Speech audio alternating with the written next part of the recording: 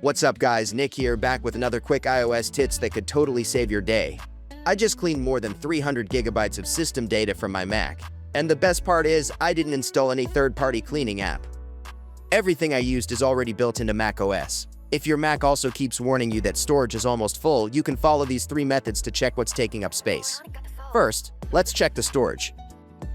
Open System Settings, go to General, and then click Storage. Here, you can see that system data on my Mac was taking up 332 gigabytes, which is honestly a lot. Now, let's start cleaning. The first method is to check hidden cache files. On the top menu bar of your Mac, click Go and then choose Home. Once you're inside your user folder, press Command+J and turn on Calculate All Sizes. This helps you see how much space each folder is actually using. But only checking regular files is not enough. Next, press Command+Shift+Period to show hidden files. Then sort the folders by size. At this point, you may notice that the library folder is taking up a lot of space. Open Library, then find the Caches folder. This folder mainly stores cache files from apps, browsers, games, and some system processes. On my Mac, I found a folder called System Data Test, and it was taking up more than 300 gigabytes. These test cache files, or leftover files, can keep building up over time if you never clear them. Once you confirm that the files are not something you need to keep, you can delete them. You can hold Shift to select multiple files, or press Command+A to select everything. Then right-click and choose Move to Trash. And don't forget the last step, empty the trash.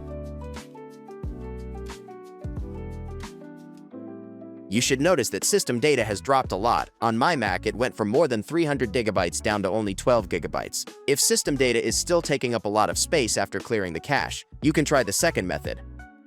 Go back to the library folder and find the Logs folder. This folder stores log files created by apps in the system while they are running. If you often update apps, run large programs, or play games, these log files can also pile up over time. After you confirm that you don't need to keep those files, move them to trash, and then empty the trash. The third method is to check some common large folders. For example, downloads, movies, desktop, and application support. A lot of the time, video files, installers, old project files, and app data can quietly take up a huge amount of space. But here's one important reminder. Don't randomly delete system files that you don't recognize. Finally, go back to storage and check again. If your system data was extremely large before, these steps can usually help you free up a lot of space on your Mac. If you found this tutorial helpful, don't forget to hit the like button and subscribe for more iOS updates. I'm Mick, and I'll see you in the next one.